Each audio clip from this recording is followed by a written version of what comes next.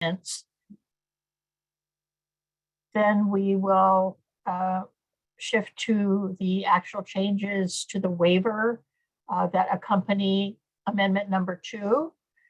The changes to the standards, which are labeled standards version B,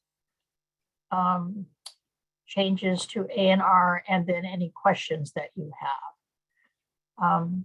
So that's the agenda. Next slide. So this is welcome and updates. Next slide.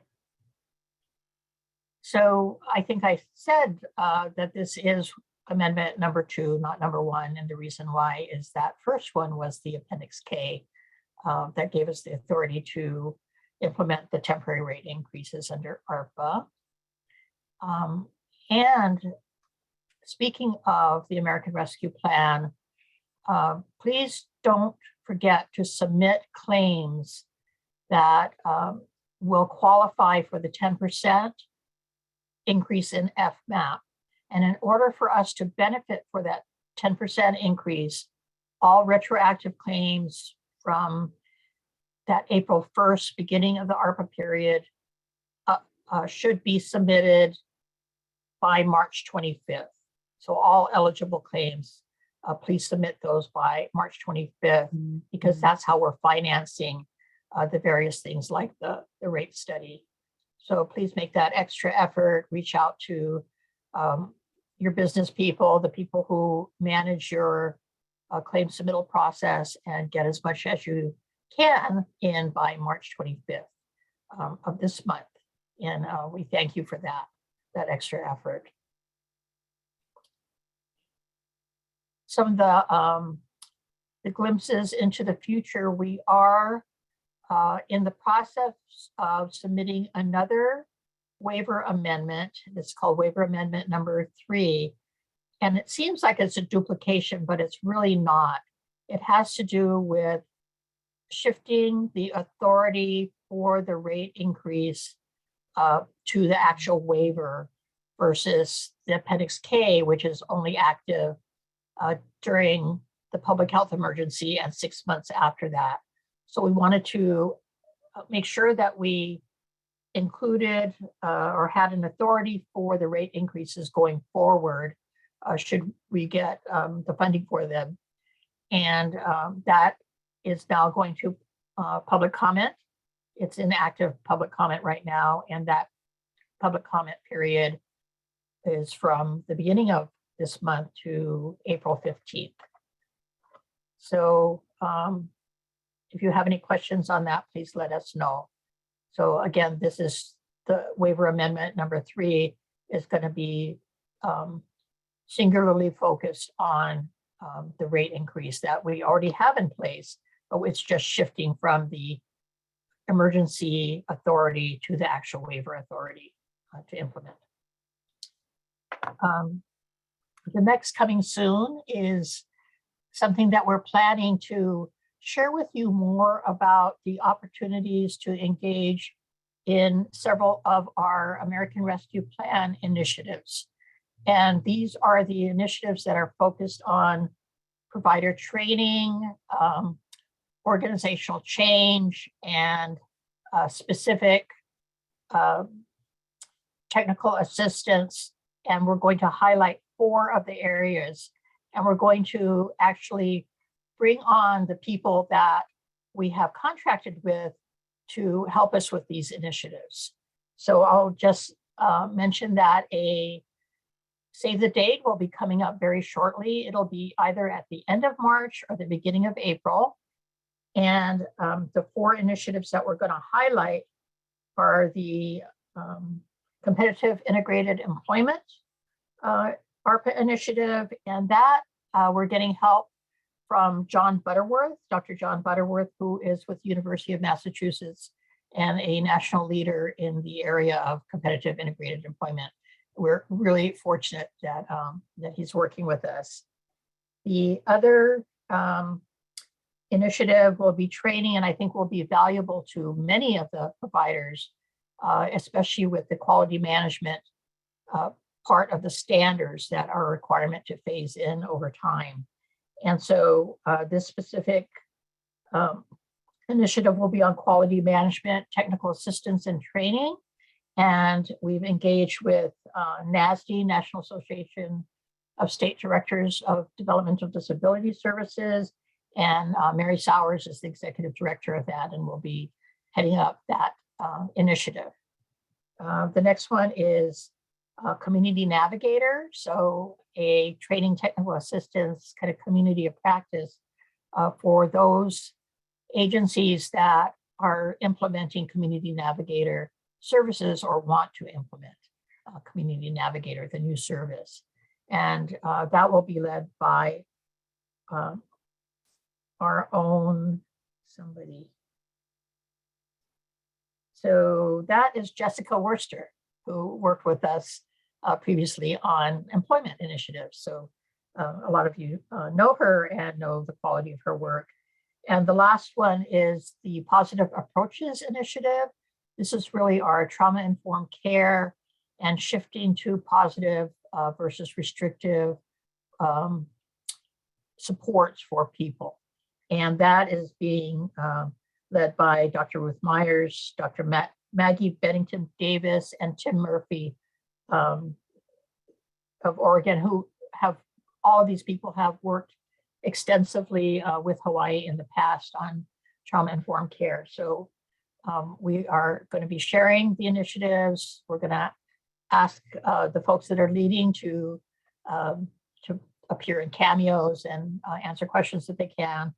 And we're also going to be letting a kind of declaration application out where folks who are interested in these initiatives, or at least being part of the first cohorts, because I imagine we're going to circle back to the content to be able to identify your teams and how you want to engage with the training and technical assistance. So that's, those are my updates. So watch out for that. Save the date coming up soon. And I think that's my last slide, and I'm going to turn it over to Jen La'a. Thanks, Mary. Hi, everyone. Jen La'a with the Community Resources Branch. And I am going to talk to you about why we're here today, which is the waiver amendment number 2. So here we have the timeline. We actually started talking about this amendment back in September, where we had a public informational webinar. This timeline just goes through the basics of the steps to getting a waiver approved. We had just come off of the renewal, so I'm sure this looks familiar to most of you. So right now where we're at, that little red thing went away, but we've had the CMS approval, we've written and distributed the standards, and now we are going over this so that everybody is really on the same page, and it's going to be effective April 1st. Okay, next slide. So again, I'm going to go over 2 main things, which is the changes in the waiver and then the changes in the standards version A. So the changes in the waiver, next slide, there's really only 2 major changes that we're going to talk about. And again, we've talked about this several times. So hopefully all of this sounds repetitive and very familiar to you. But because of the many changes that's happening, it's just good to go over it again. And if any of you have any questions, please feel free to ask. So the first big change is that PAB is now allowed in the hospital, and PAB services may be available really to foster the communication and provide intensive personal care when needed, and or to promote behavioral stabilization to support successful transitions and maintain functional abilities. So PAB is now allowed in the hospital, and that was one of the big changes to this amendment. Okay, so next slide. And then the why for that. So this change will really help support participants while they receive acute care services in the hospital. And again, you know, we just talked about this in the other slide, but to really aid the transition back into the community. Okay, next slide. So the other really big change is with vehicle mods. So the change in the waiver was we removed the sub limit of $6,000 for shipping costs. So now there is no limit on shipping costs, and we also allowed for an exception review for costs that exceed $36,000. So previously in the waiver, we could only pay for vehicle mods up to 36,000, but now there's an exception process to allow for amounts that are higher than that. Next slide.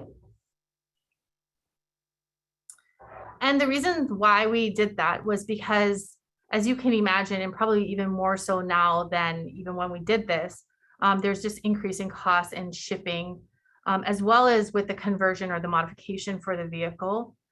And there's a limited vehicle supply, as you guys all probably, or some of you may know, as you might be trying to get vehicles yourself. So even more so with these types of vehicles. And then there's a new models that are hybrid and electric that really increase that cost. And so this exception allows for us to accommodate the rising costs of these conversions. Next slide. Okay, so that's it. Just the PAB in the hospital and the vehicle mods. Those were the, again, two, and hopefully sounding quite repetitive at this point.